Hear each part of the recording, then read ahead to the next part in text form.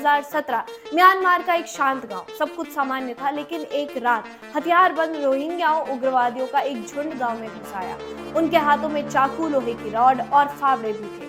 बीना बाला सिर्फ 22 साल की थी जब उन्होंने अपनी आंखों के सामने नरसंहार होते हुए देखा। उनके परिवार में उनके पिता, चाचा और भाई सबको बेरहमी से काट डाला गया। बीना ने हिम्मत करके पूछा, तुम ये सब क्यों कर रहे हो? जवाब आया, तुम अलग हो, तुम्हें यहाँ रहने का हक नहीं है। इंडिया के बॉर्डर्स 3 न्यूक्लियर पावर कंट्रीज से लगते हैं, चाइना, पाकिस्तान और बांग्लादेश।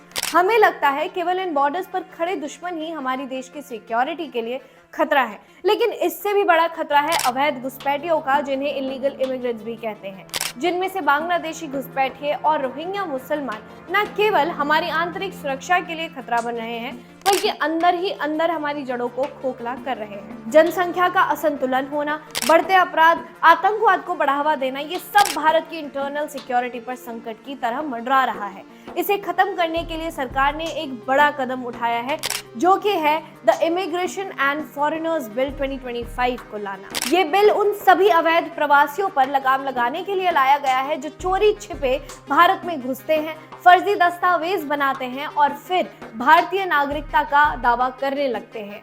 इस बिल के तहत अब हर फॉरेनर को भारत में प्रवेश के लिए लीगल पासपोर्ट और वीजा दिखाना जरूरी है। इससे उन अवैध घुसपैठियों पर सीधा वार किया जाएगा जो फर्जी आधार कार्ड, वोटर आईडी और राशन कार्ड बनाकर सरकारी योजनाओं का फायदा उठाते हैं।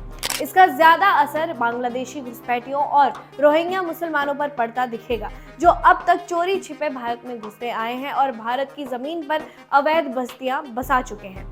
अब तक अगर कोई संदिग्ध व्यक्ति पकड़ा जाता था तो सरकार को ये साबित करना पड़ता था कि वो अवैध घुसपैठिया है, लेकिन इस कानून में ये बदल दिया गया है। अब अगर कोई कहता है कि वो भारतीय नागरिक है तो उसे खुद ये साबित करना होगा कि उसके पास नागरिकता के वैध दस्तावेज है। भारत में करीब लाखों अवैध घुसपैठिए छुपे बैठे हैं, लेकिन सरकार के संसाधन इस जांच में बर्बाद हो रहे हैं। इसके लिए ये कानून कहता है कि जिसे भारत में रहना है उसे अपनी नागरिकता साबित करनी होगी। इसी के साथ कई सवाल उठते हैं जो ये पूछते हैं कि रोहिंग्या मुसलमानों को भारत में रहने दिया जाना चाहिए या नहीं। मानवीय दृष्टि से देखा जाए तो रोहिंग्याओं को शरण देना चाहिए, लेकिन क्या ये भारत के लिए सुरक्षित है? इसके लिए आपको बीना बाला की कहानी सुननी चाहिए, जो ये बताती है कि रोहिंग्याओं को भारत में शरण देना कितना खतरनाक हो सकता है। 2017 म्यांमार का एक शांत गांव, सब कुछ सामान्य था, लेकिन एक रात हथियारबंद रोहिंग्या उग्रवादियों का एक झुंड गांव में घुस आया। उनके हाथों में चाकू, लोहे की रॉड और फावड़े भी थे। बीना बाला सिर्फ 22 साल की थी जब उन्होंने अपनी आंखों के सामने नरसंहार होते हुए देखा।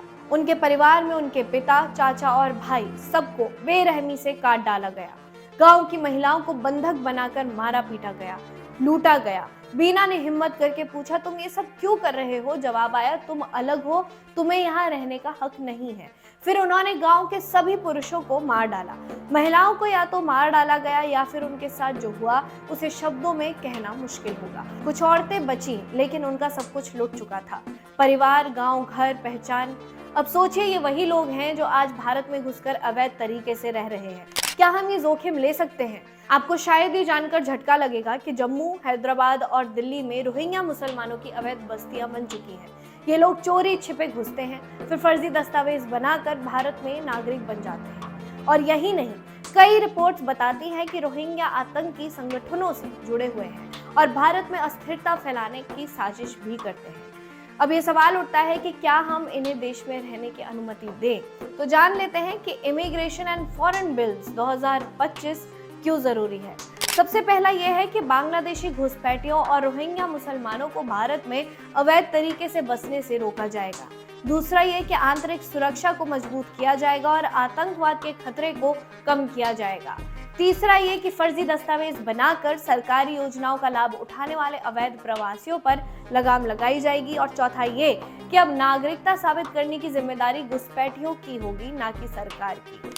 अब सोचना ये है कि क्या हम अपनी आने वाली पीढ़ी को एक सुरक्षित भारत देना चाहते हैं, या फिर हम घुसपैठियों के बोझ तले दबकर अपने ही देश में अल्पसंख्यक बनना चाहते हैं।